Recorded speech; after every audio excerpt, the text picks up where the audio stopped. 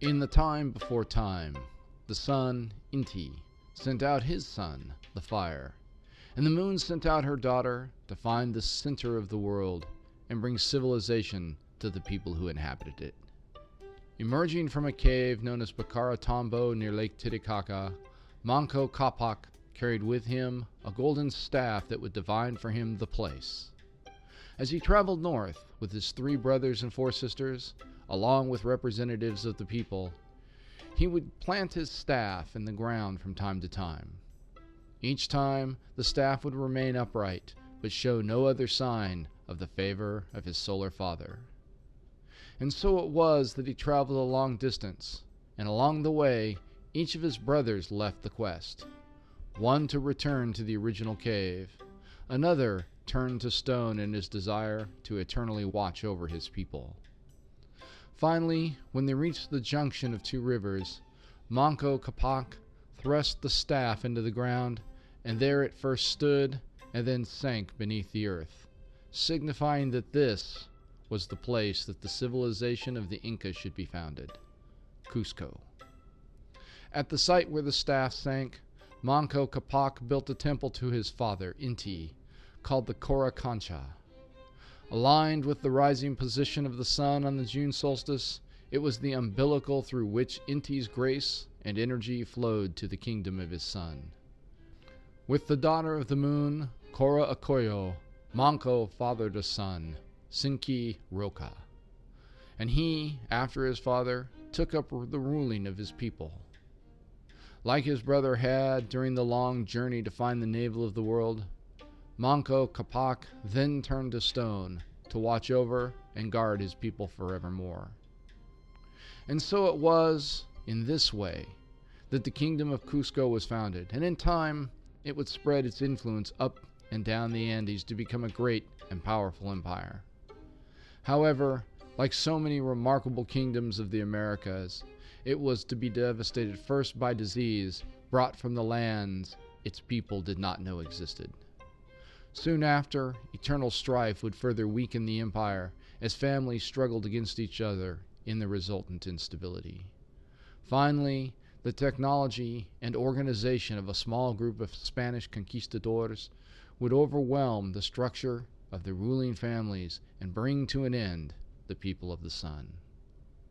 Yet in the empire of the Inca, we find a remarkable civilization, one that organized a vast territory with efficiency and planning through an earthly structure inspired by the motions of the heavens. In this episode of the Odyssey, we will examine the celestial civilization of the Inca along with the astronomically derived practices of the tribes throughout South America. As we journey, we will encounter stories as enchanting and exciting as any from the peoples that surrounded the Mediterranean. Hello, and welcome to the Scientific Odyssey.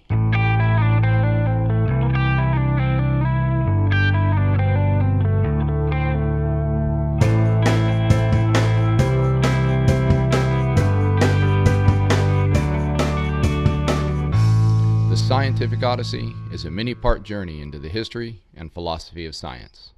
My name is Chad Davies, and I'm the writer, host, and producer of the podcast, where we consider the ideas, processes, and results of over 2,500 years of scientific inquiry and discovery. Series 3, Finding Our Place. Episode 8.1, Supplemental, South American Astronomy.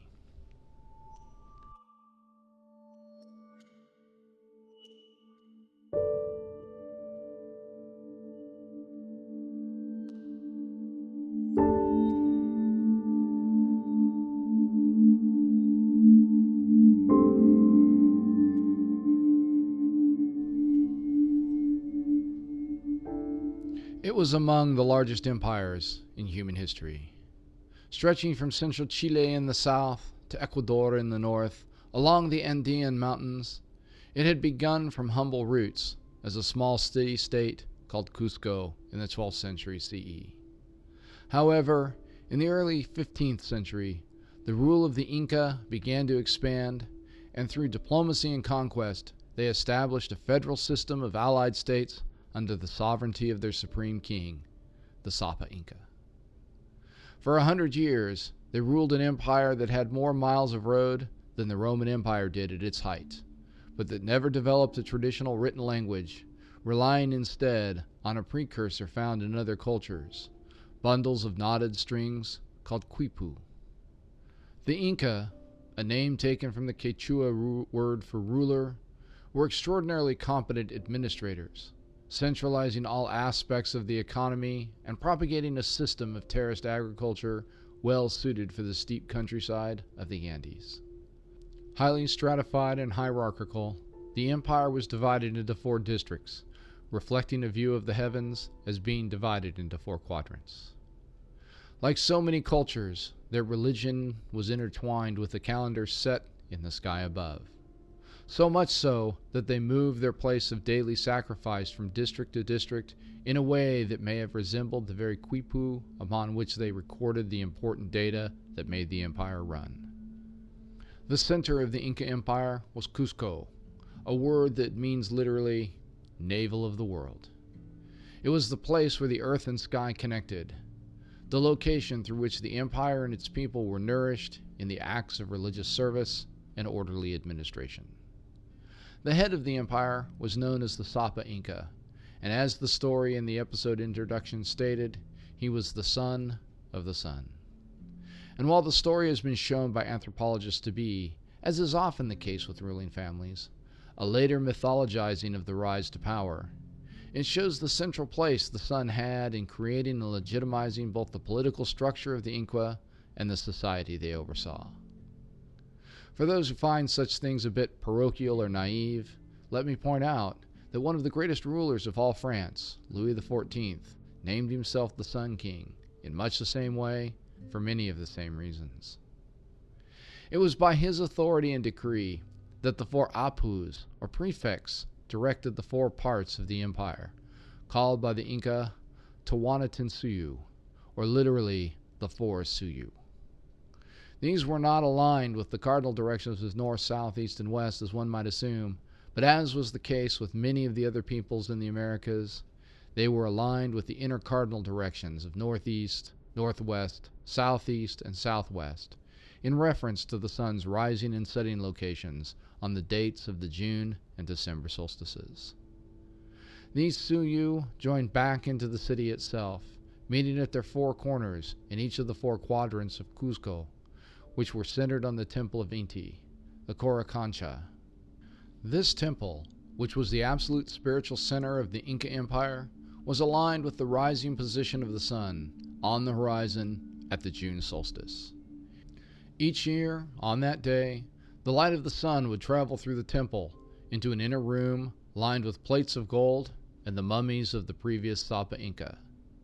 There, the present occupier of that office would use a wrist-worn concave mirror to focus the light of Inti, the rays of the sun, and thus start a ceremonial fire that would be used in the day's sacrifices. As was the case in many native tribes throughout the Americas, the ceremonial worship of the sun on the shortest day of the year was thought to be necessary to bring about its return and thus bring life to the land and its people. It was from this place and this ceremony, performed 2 months before the corn was planted, that the blessings of Inti would flow out to all of the empire along lines of shrines and sacred places. Now, before we go further, it's useful to take a momentary digression at this point. As we've already mentioned, one of the things that makes it difficult to study the Inca is that they didn't have any writing. They didn't leave any of that sort of thing behind. We don't have something that we might call history. There is no alphabet or symbolic representation of their language that is known, and thus there is no record of their beliefs or history, either carved into the walls of their buildings or written on tablets of clay or bark or animal hide. What we know of the culture comes mostly from the oral tradition preserved by Spanish missionaries, some of who valued the culture and tried, as best they could, from within their own cultural context, to preserve all that they could find. The other source, as perplexing as it can be, is a physical artifact called a quipu. To understand what a quipu is, think of a hoop or piece of metal about the size of a DVD. To this hoop are tied many fiber strands that can be pulled out away from the center of the hoop. The fiber strands may be of variable length, but the pictures I've seen of them have them somewhere between 2 and 3 times as long as the hoop is big. The number of these strands may vary, but be up to 100 or more. On these strands, knots can be tied in various places, and it is believed that the number and location of the knots would encode information in a way. Some way to think about this might be to imagine that the position of the knots might represent some sort of Morse code or Braille that could be read by somebody trained to do so. In this way, information could be encoded in one location and then transmitted by messenger to another place or stored for later recall. Many anthropologists have noticed similar record-keeping systems in prehistoric China, and linguists have suggested that such a system might be a precursor to writing in many cultures. The reason this is important to our story has to do with how the empire was organized. As was just mentioned, radiating outwards from the temple of Inti in the capital were lines of holy sites or shrines. These lines were known as ceques, and the shrines or sites were called huacas. If you think of Cusco as the hoop or the center of the quipu, the ceques can be thought of as strands of fiber, while the huacas acted in some way like the knots on the strands. Each ceque was assigned to an aristocratic Inca aleyu, or kinship group, while individual shrines were looked after by specific families within the kinship group. As is probably not surprising, if you've been listening to these cultural supplements since we first started them, some of the ceques lined up with yearly astronomical events, such as the June solstice rising. Moreover, a number of huacas can be used as horizon markers to establish agriculturally important dates, such as the first day to plant maize or a day to begin the harvest and ingathering, if an observer is standing at another shrine or at an important crossroads. Anthropologist R.T. Zudema has analyzed the post-conquest results of these ceques and huacas and concluded that they numbered 41 and 328 respectively. This second number seems to be particularly significant. One of the things that we know about the Inca is that their religious calendar was rather unique in that it was based on the length of a sidereal month. So why is that interesting? While many cultures use a lunar calendar, often for religious purposes, the length of the time of a month, or as we've said before, a month, is based on the number of days it takes for the moon to go through a complete cycle of phases, say from one full moon to the next. This amount of time is called a synodic month and is 29.5 days long. Now, during this time, the moon moves all the way around the ecliptic once and then about 30 degrees more. So it goes all the way around the sky 360 degrees and then an extra 30 or so degrees. In other words, it doesn't end up back where it started. Now, if you want to measure the time it takes for the moon to go once around the ecliptic, in other words, exactly 360 degrees in the sky, that's called a sidereal month, and it only takes 27.3 days, a little more than 2 days shorter than the synodic month. And it should be noted here also that when the moon gets back to that same point, it won't actually be in the same phase it was when it left. So if you started at a full moon, you'll be a little short of a full moon when you get back to the same place in the sky. Now, if you take this amount of time and multiply it by 12 cycles, still called months, you get, wait for it, 328 days. The same number as the number of individual shrines maintained by the noble families of the Inca. The idea is that the daily ceremonies of worship and sacrifice would have been performed each day at a specific individual shrine, and then would be performed the next day at a different shrine until the total number was rotated through over the course of a complete religious year. Now you're thinking, what about the other 37, 38 days that aren't accounted for when we compare that sidereal lunar calendar with the solar calendar? What did they do with those? As was the case for those cultures such as the Romans, who worked off of early lunar solar calendars that utilized the synodic month, they had to deal with an 11-day gap between the end of the 12th synodic month and the beginning of the next solar year. Just like those cultures did. The Inca calendar left those extra days as sort of, quote unquote, uncounted. They lived sort of outside of both the religious and civil calendars, and so they were held as a period of rest and reflection. On the date of the June solstice, which is the shortest day of the year in the southern hemisphere, the calendar would begin again with the rituals and sacrifices held in Cusco at the Coricancha. The first month of the new year was known as the month of the hard earth and was used to prepare for the animals and the tools necessary to begin the agricultural cycle again. Things like damaged terraces would be prepared and other affairs would be put in order. In the following month, marked by the heliacal rising of the brightest star in the constellation we call the Southern Cross, the soil was broken open with a plow, and a month later, after that, the maize, squash, and beans were planted, along with peppers in various places. The specific date to begin planting was determined in a fairly unique way, the marking of the sun at its absolute nadir, or point directly below one's feet. While I haven't been able to track down a specific reference to this in Incan cosmology, it seems reasonable to think that on this date, specifically at midnight, the sun would have been most completely within the earth and the Viracocha River, said to be Inti's father. For the sun to be at its nadir, it would have had to have been at the zenith on the day before, an event that took place on August 18th in Cusco. Thus, the observation of the zenith dates took on a great importance in Inca culture. Similarly, the months for the birth of the new llamas for the herds was marked by the rising of the stars Alpha and Beta Centauri. For the Inca, these two stars, rather than being part of a large constellation as we might think of it, formed the ideas of a negative space assignment we'll discuss shortly.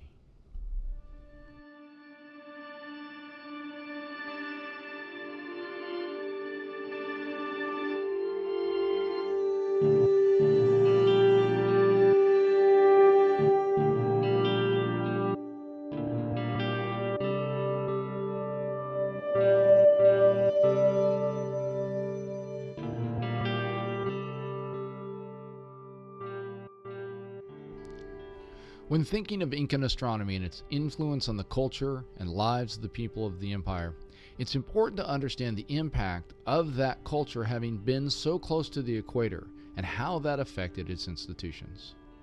Climatologically, the regions of the Earth between the tropics of Cancer and Capricorn don't exactly experience seasons in the same way as the temperate zones do. This is due to the fact that for this portion of the Earth between 23 degrees north and south of the equator, there's significantly less solar variation for those regions than there is in the temperate zones.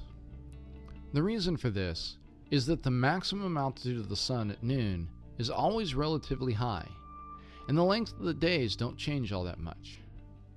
Now, when you add to this the reality that for a culture very close to the equator, there's only a very small circumpolar region, if any at all, given that there may be geographic features that block the horizon. Almost all of the objects in the night sky either rise or set.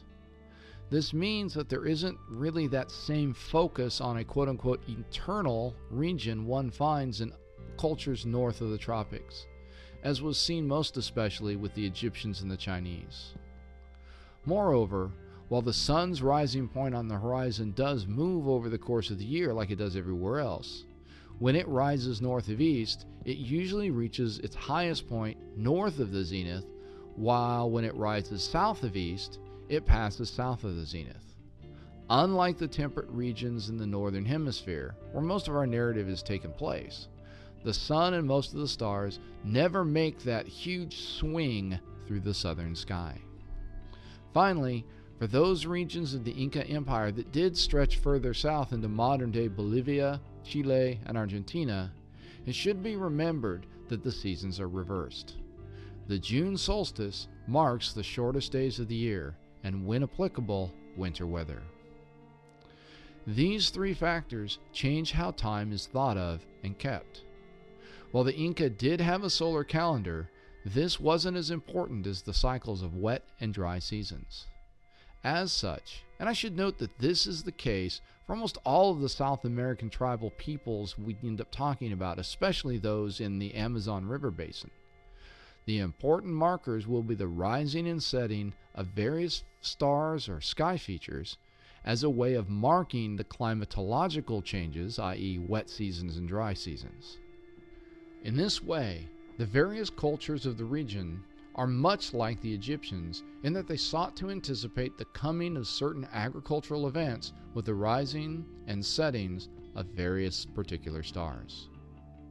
For the Inca, the central feature of the night sky was the Milky Way. For us here in the southeastern United States where I live, seeing the bright band of light that stretches high across the vault of the sky can be difficult due to the high levels of atmospheric humidity and light pollution.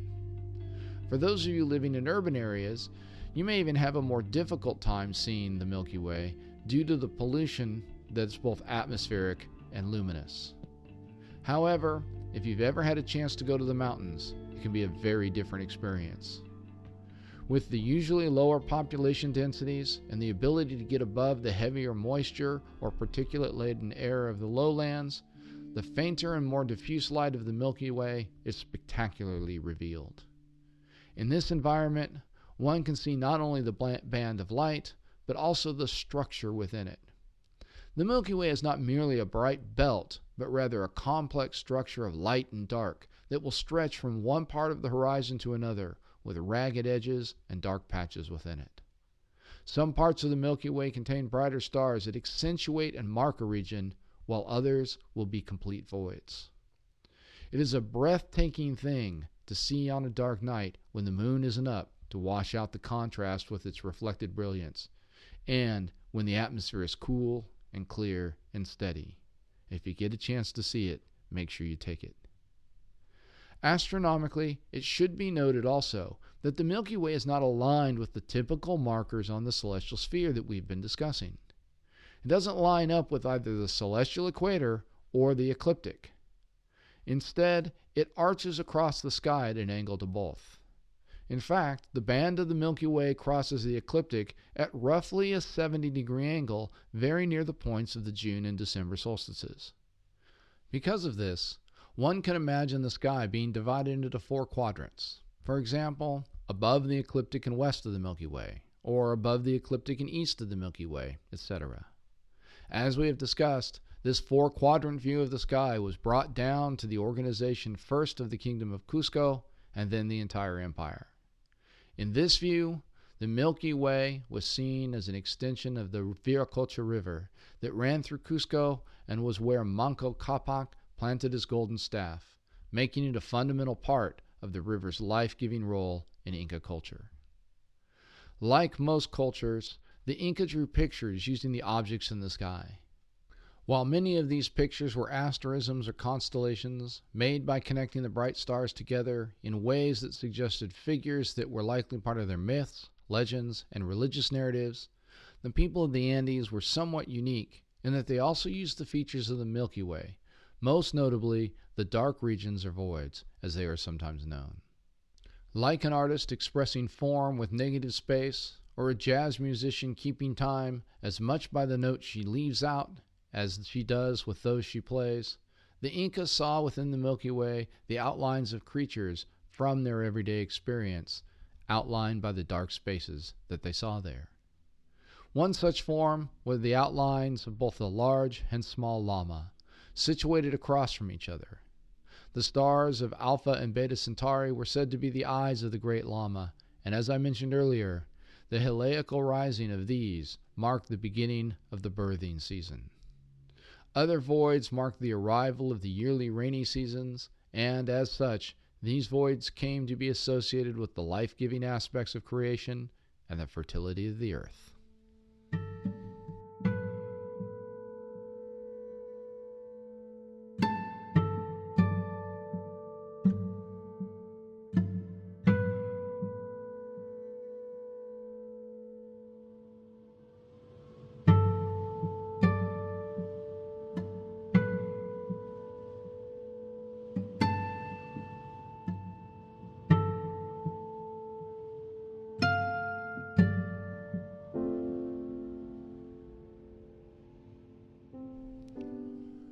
When thinking of the physical structures of the Inca Empire that relate to astronomy, one is almost always drawn to the lost city of Machu Picchu.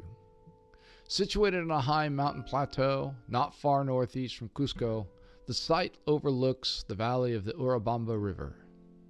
At present, there are two ideas about the purpose of the site. One is that it may represent something of a vacation or retreat site that would have been used to escape the heat of the hottest part of the seasons by the various noble families of the Inca elite. The other is that it is a religious site where certain religious rituals would have been performed. Of course, the two ideas are not mutually exclusive, but as Cusco is not far to the south and it was built around the Temple of the Sun, one has to wonder why an additional religious center would have been needed so close by. What seems most likely is that the various ceremonial structures of the city served as ways for the Sapa Inca and his retinue to continue their roles as mediators between the sky and the earth, even when they were away from the center of the empire. In any case, when the Spanish conquered the region, they did not find Machu Picchu, and so never destroyed the various cultural and religious artifacts and structures as they did in Cusco and other places. Therefore, when the city was rediscovered by Western archaeologists, maybe in 1911, maybe a half a century before that, and by the way, there's a really good question as to whether the city was ever truly lost or just hidden by the indigenous peoples of the region from the Spanish and then revealed to later explorers. There was a wealth of evidence found as to how much of elite Inca culture might have functioned. For our narrative, there are two structures that are most interesting in that they seem to serve specific astronomical functions. The first is known as the Intihuatana, which in Quechua means hitching post of the sun. The best way to think of this is as a stone obelisk, and it's to imagine a stone block about the width and length of a large dining room table that would have been about the height of a typical person.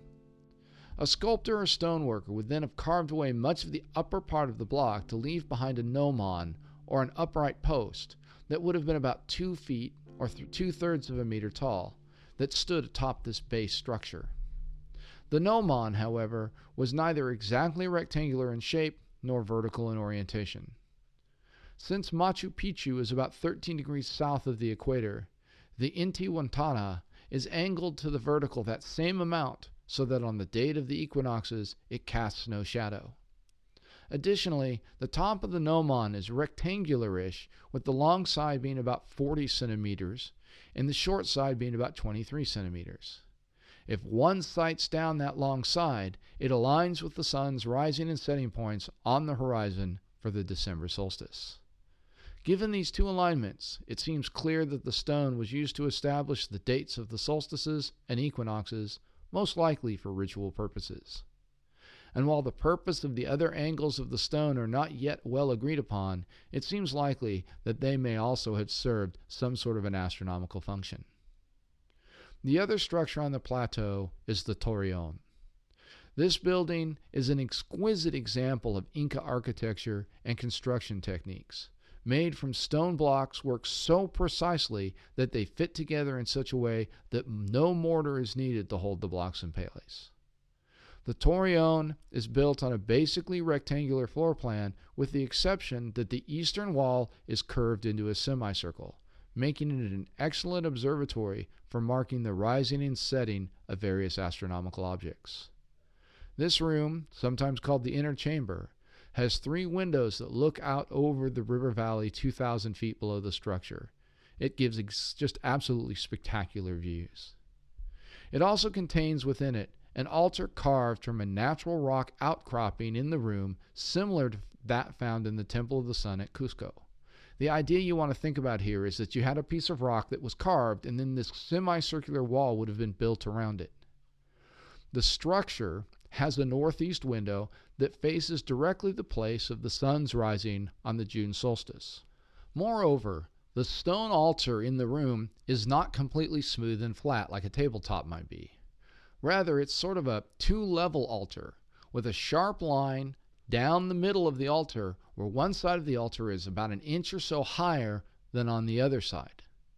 If a plumb line or vertical string is hung from the center of the northeast window on the June solstice, its shadow falls directly on the line of the altar where the change in level takes place. A second window, this one facing southeast, allows an even more interesting observation. Only if one were to sit on the floor of the room with their back resting against the altar is the sky visible through the window. However, if this is done, on the date of the June solstice, the stars of the tail of the constellation we call Scorpius, but that the Inca people sometimes called Colca, but more often referred to as a Maru contour, or serpent becoming condor, could be seen rising as the sun set. 6 months later, the Pleiades, which were more often known as the Colca or storehouse, would be seen through the window, marking the time to bring in the harvest of maize for the coming winter months. These two asterisms, the Pleiades or Colca and the tail of Scorpius or Amaru contour, are opposite each other in the sky, so that as one is rising, the other is setting. As such, they form ready sky markers for the agricultural calendar of the Inca. From these observations, it seems very clear that the Torreon served as a ritual site used both for worship of the sun and the telling of the time to plant and harvest.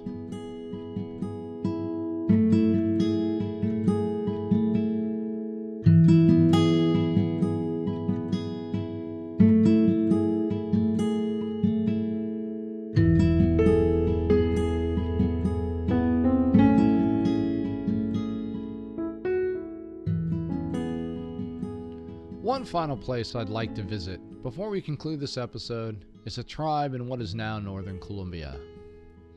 We spent a lot of time this week with the Inca, but I'd like to make sure I leave you with a sense of the richness and diversity of the peoples of South America. In his book, Echoes of the Ancient Skies, E.C. Krupp tells of a tribe known as the Kogi.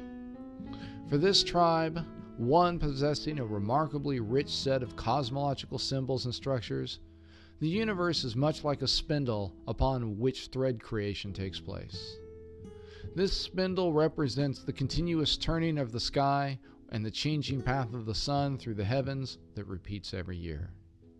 The shape of the spindle is a hard wooden shaft that pierces through a series of soft wooden discs, a picture that contains within it all of the inherent gender meanings you might expect.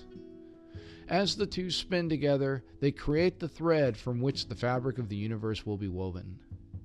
This spindle reaches from the zenith to the nadir, tapering at each end. Around the shaft are 9 discs, with the middle one being the broadest, and each one above and below becoming successively smaller. The middle disc represents the earth, and all 9 together stand for the 9 months of human gestation. The 4 discs above the earth are the heavens, while the 4 below are thought to be the underworld. To reenact this cosmology within the tribal context of worship, a shaman would construct a temporary temple made from a wooden frame covered with hides and secured with rope and fiber. The temple represents the largest disc of the earth as the floor, and the 4 discs of the heavens as wooden frames placed at increasing heights, while the underworld is conceptualized as being below the temple. The temple is oriented with the inner cardinal directions, i.e. northwest, southwest, etc., as is common with the people of the Americas, and shaped to reflect the cosmological spindle. In each of the inner cardinal corners of the structure, fireplaces are created next to vertical wooden pillars used to support the entire temple. The top of the temple is left open to allow the light of the sun to enter into the structure, and entrances to the temple are placed in the eastern and western walls of fabric or hide. This top opening of the temple is often covered with some sort of a pottery vehicle, but on the date of the June solstice, this is removed and the light from the sun is allowed to fall into the fireplace on the southwest corner of the temple. Over the course of the day, as the sun moves across the sky, this pool of light will leave the fireplace in the southwest and travel across the floor eastward towards the fireplace in the southeast corner of the temple. Each day, as the sun climbs higher towards the zenith, this spot of light will trace a line of metaphorical thread across the floor of the temple. In this, the Kogi people saw the temple as the loom of the year, each day a new thread being added to the tapestry. This daytime pattern was matched in the nighttime sky. As the sun added a white thread to the loom of the earth each day, the night would add a black thread in the opposite direction as the sun passed through the underworld. And so would the white and black threads alternate back and forth. In this picture, the shuttle of the sun is the active part of the action of creation, while the loom is considered passive.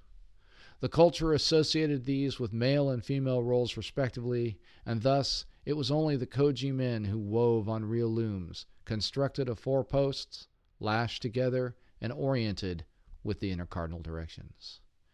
It is through this daily sacred act that for the Kogi people, the creation of the world is woven into the everyday life of the tribe.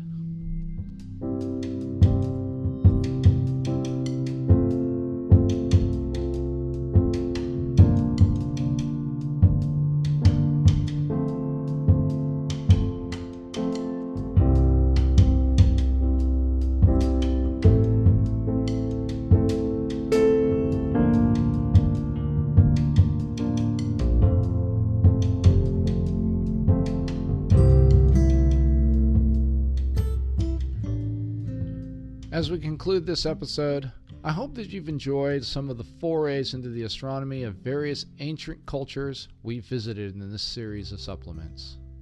From here on out, our narrative takes us away from looking at ancient astronomy towards more recent cultures, and so our supplemental episodes will be oriented towards topics more germane to that. Things like biographical sketches and the history of timekeeping. Nevertheless, if there's a culture that I haven't covered that you'd really like to know more about in relation to their astronomical practices, please feel free to drop me a note. If there's some interest, perhaps we can take a break from the broader narrative flow at some point to circle back to a few more of these types of episodes. I haven't had a chance to talk about the astronomy of India or those of the Celtic peoples, and it'd be really great maybe to look at a few more of those sorts of things, as well as some things that you might want me to look into. If you'd like to drop me a line, you can do so at our Facebook page or out on the website, thescientificodyssey.typepad.com. Let me take a moment here also to once again acknowledge my debt to E.C. Krupp's wonderful book, Echoes of Ancient Skies. I really highly recommend it. Also, let me credit Brian Penpraise's The Power of the Stars as another source that I used very extensively in developing this episode. Finally, let me say thanks again to the Blue Dot Sessions for providing the musical accompaniment to this episode. You can find more about what they've got at sessions.blue. Next week, we'll return to our story to follow the path of the Almagest from Alexandria to the Arabian Desert and Baghdad, across North Africa, and to Iberia and the great cities of Andalusia. Until next time, full sails on your journey.